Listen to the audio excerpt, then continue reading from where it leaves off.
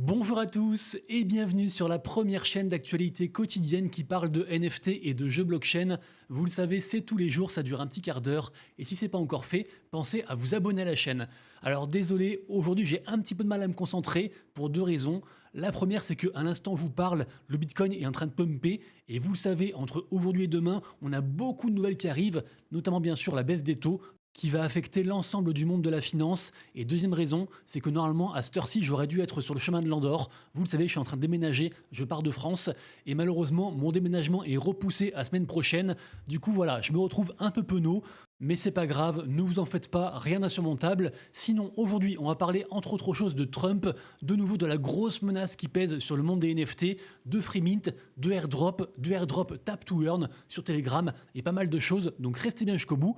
Juste avant bien sûr, et pendant que le Bitcoin s'attaque aux 61 000 $, je vous représente le partenaire de la vidéo du jour. Le partenaire c'est Crypto News, et vous le savez c'est le site de l'actualité crypto au général, donc crypto et NFT. C'est gratuit et c'est dispo en français, et en plus des articles quotidiens, vous retrouverez plein de ressources pour vous aider dans votre veille du Web3, donc des vidéos, des guides, des outils, les projets qui marchent, les futurs projets, bref, c'est un véritable tout en un. Pour ceux que ça intéresse, vous retrouverez le lien de Crypto News en description et juste en dessous en commentaire épinglé. Ensuite, comme à l'accoutumée, vous le savez, tous les matins sur mon compte Twitter, je sors un récap NFT complet avec les gagnants, les perdants, les volumes, etc. Sachez juste que le marché NFT est légèrement vert, suite bien sûr au récent pump des cryptos à l'instant où je parle, donc ça fait du bien. On se rapproche des 65 milliards de market cap au global, donc tout blockchain confondu, tout NFT confondu, les volumes en légère augmentation au final, donc on croise les doigts, vraiment on a un instant charnier de notre histoire si je puis dire. Tout le monde s'accorde à dire que dans un sens ou dans l'autre, il va y avoir beaucoup de volatilité, les marchés pourraient exploser ou alors s'écrouler. Bien sûr, les NFT devraient suivre, donc vraiment on reste vigilant, ça va beaucoup bouger. Ensuite, je suis également crevé. Pourquoi? Parce que j'ai assisté au Space donc de Rug Radio. À la base, c'est un média NFT et en fait, Farok, donc le mec qui dirige en fait ce média et qui interviewe les gens, recevait Donald Trump et ses fils parce que la famille Trump lance un nouveau projet crypto DeFi.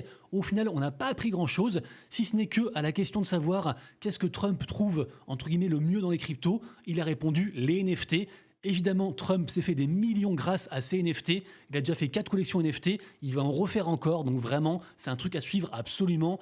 Et évidemment, si Trump redevient à nouveau président des États-Unis en novembre prochain, le marché d'une part pourrait s'emballer et forcément aussi il faudra surveiller ces NFT. Sachez également que l'ENS, l'Ethereum Name Service, le nom de domaine trump.eth, qui est par définition un NFT, a été vendu à 48,4 Ether, soit 110 000 $. Et en plus, fait intéressant, l'acheteur veut le donner directement, veut le airdropper à Trump, ce qui est assez incroyable. Ensuite, et du coup ça a un lien, vous le savez, l'administration Biden-Kamala, par l'intermédiaire de la SEC, la Securities and Exchange Commission, donc en gros le gendarme américain de tout ce qui est finance, attaque les NFT, ils ont attaqué OpenSea, j'en ai beaucoup parlé dans la vidéo qui est juste ici, avec aussi le airdrop de Hamster Combat, donc allez la voir. Sachez que les NFT sont donc menacés d'être des securities, donc des titres financiers qui seraient gérés par la SEC. Si ça arrivait, ce serait la merde. Évidemment, donc il y a beaucoup d'acteurs qui sont levés en fait contre cette attaque, notamment, on le rappelle, cette nouvelle association qui s'appelle Stand with Crypto, qui a été créée par l'initiative de OpenSea et aussi du fonds d'investissement A16Z. Également aussi, il y a différentes pétitions qui circulent. On a aussi la chambre numérique aux States qui veut aussi aider. Il y a bien sûr aussi des figures importantes de l'écosystème, donc en nom propre ou carrément avec leur boîte qui rejoignent ce mouvement. Je pense notamment à l'immense artiste Beeple ou encore à l'exchange Coinbase. Bref, tout ceci arrive plus ou moins en même temps que Trump ait sorti sa 4e collection NFT. Vous en tirez les conclusions que vous voulez. En tout cas là, nouvelle attaque de la SEC, puisque en effet, on a un restaurant new-yorkais qui avait levé des fonds grâce à la vente de ces NFT, un petit peu en mode, on va dire, pass VIP, vous aurez des avantages, etc. Ils ont récolté plusieurs millions de dollars. Ils sont censés ouvrir d'ailleurs ce mois-ci, j'ai vu. Le resto est au cœur de Manhattan, il s'appelle le Fly Fish Club, et d'ailleurs, ce resto est une initiative, entre autres, de la part du fondateur de VeeFriends, un immense écosystème NFT, dont je parle d'ailleurs pas assez, mais en fait c'est un écosystème, il faut vraiment être à l'intérieur pour suivre tout ce qui s'y passe.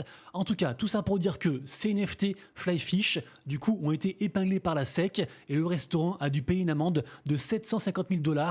Donc a priori, il a payé, tout va bien, il devrait ouvrir, mais une fois de plus, la SEC qui met son grain de sel et qui fait chier les projets NFT. Info suivante, dans la vidéo d'hier, j'ai longuement parlé d'une news qui est vraiment énorme au sein de l'écosystème NFT, la collection iconique qui s'appelle Des Gods, qui était un truc vraiment marquant en fait dans l'histoire des NFT, a fait un changement de bord et maintenant ils ont juste un seul token, une seule crypto et tous leurs NFT peuvent être transformés en cette crypto. Suite à cette grosse annonce, la crypto et l'écosystème en entier avaient pumpé d'environ 20 à 30% et au final, gros retracement, même si là on est sur un rebond, on est descendu quand même à 0,006 dollars pour la crypto des gods. Elle a quand même repris 20% par rapport à son plus bas du coup aujourd'hui, mais tout ça pour dire que là il y a beaucoup de gens qui en fait se disent qu'en fait c'est la merde, que c'était une très mauvaise idée et que en fait Frank Des Gods, donc le créateur, a fait de la merde. Il y a carrément des gens qui veulent en fait se mettre ensemble pour poursuivre Frank. On verra, ça va au bout. Évidemment, en fait, ce gros changement fait une grosse scission au sein de la commu. Il y a des gens qui sont très très pour, d'autres qui sont très très contre. Notamment des gens qui ont perdu beaucoup d'argent parce que jusqu'à présent, ils avaient soutenu le projet, ils avaient plein de NFT rares, des trucs chers, et au final, un NFT égale un NFT, peu importe sa rareté, et tout est transformé en une crypto. Du coup, c'est assez décevant pour beaucoup.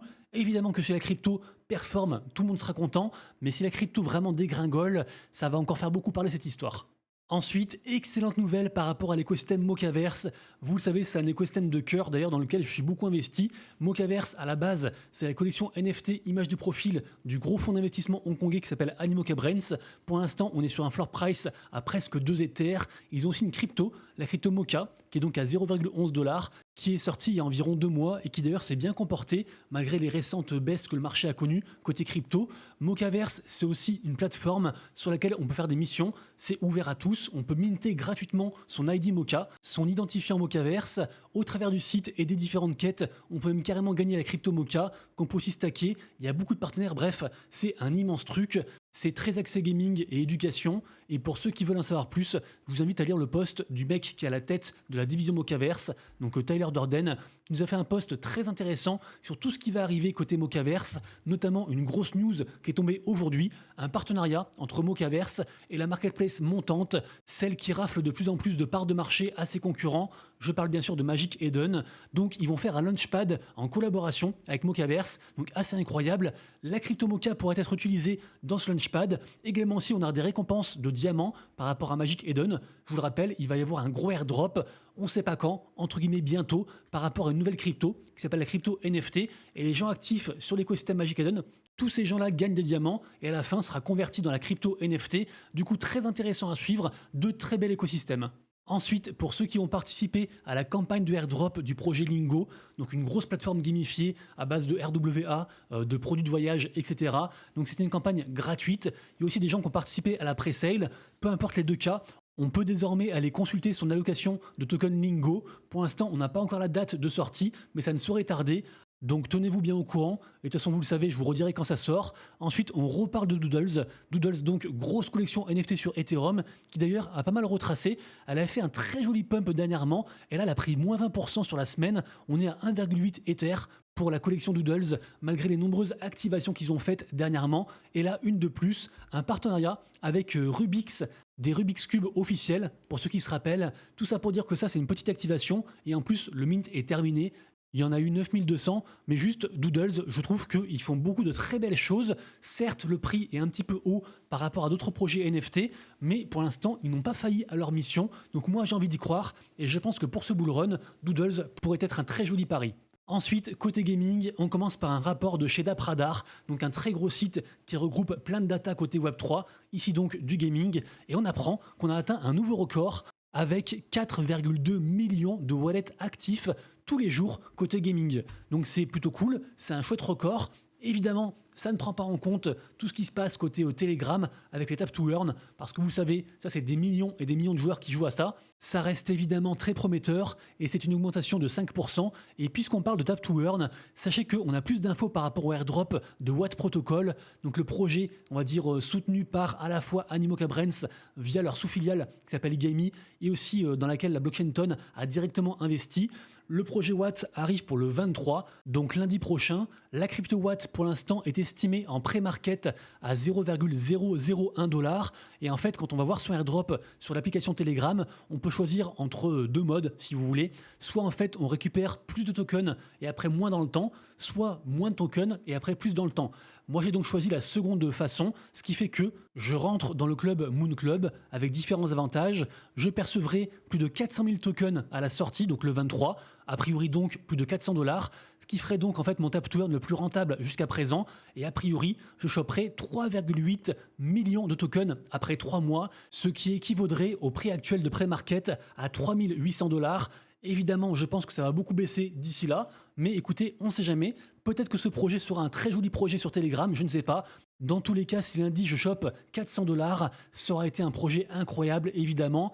Ensuite, la tendance, la hype tap to earn, ça me nuise un petit peu, mais il y a quand même des nouveaux projets qui voient le jour régulièrement. Notamment ici, on a la grosse marketplace / agrégateur qui s'appelle Dew sur Polygon, qui lance son propre tap to earn. Ça s'appelle Red Pocket. C'est sorti donc aujourd'hui. Du coup, pourquoi pas s'y lancer? C'est très récent. À la clé du token Sniff, et je le rappelle, c'est gratuit et ouvert à tous. Deuxième tap to earn, toujours pareil, gratuit, ouvert à tous, par rapport à la licence Olivier Tom, et donc au jeu en fait du même nom sur la blockchain. C'est un jeu qui est backé par Animoca Brands et Ocalis Venture, entre autres, et pareil aussi, ils sortent dès aujourd'hui, c'est très récent, leur propre tap to earn. Pour ceux que ça intéresse, tous les liens en description. Moi perso, je pense que la tendance tap to earn est en train d'évoluer et que c'est un truc qu'il faut suivre impérativement parce qu'on l'a vu en termes de onboarding, c'est juste impressionnant puisque je le rappelle, Telegram a intégré un wallet crypto à l'application et donc quand on veut retirer ses gains, forcément il faut passer par la blockchain. Du coup voilà, c'est juste incroyable je trouve. Et vu qu'actuellement on parle moins des tap to earn, c'est je pense justement le bon moment pour s'y réintéresser parce que quand tout le monde en parle, on le voit bien, il y a des centaines de millions de personnes sur Hamster Combat et à la fin le airdrop est ridicule. Et quand les gens en parlent plus, forcément il y a moins de monde sur les différents projets et à la fin on peut espérer un plus gros airdrop. Pour terminer, on finira sur un free mint gaming d'un projet qui me semble très intéressant. Le projet s'appelle Valania Game. Ici, on est sur le compte de Kagi.Run qui nous explique tous les différents jeux en fait que propose ce studio. Parce que vous le verrez, ils ont je crois 3 ou 4 jeux, un MMO, un jeu de cartes, enfin plein de trucs différents. Vraiment, je trouve ça très sympa. Évidemment, comme tout ce dont je parle, vous retrouverez tous les liens, toutes les infos en description juste en dessous. Sachez qu'on peut encore choper des whitelists, donc des spots pour pouvoir minter ce projet. Ce sera un free mint, un NFT gratuit, donc au pire, on perdra juste un peu de temps et au mieux, des fois ça rapporte 0,1, 0,2 Ether, voire plus. On croise les doigts, évidemment. Merci à tous d'avoir suivi la vidéo, j'espère que vous avez aimé, si c'est le cas, pensez à liker la vidéo et à vous abonner. Et quant à nous, on se dit à demain, et d'ici là, prenez soin de vous, de vos proches et de vos wallets. C'était Monsieur Rabbit, ciao.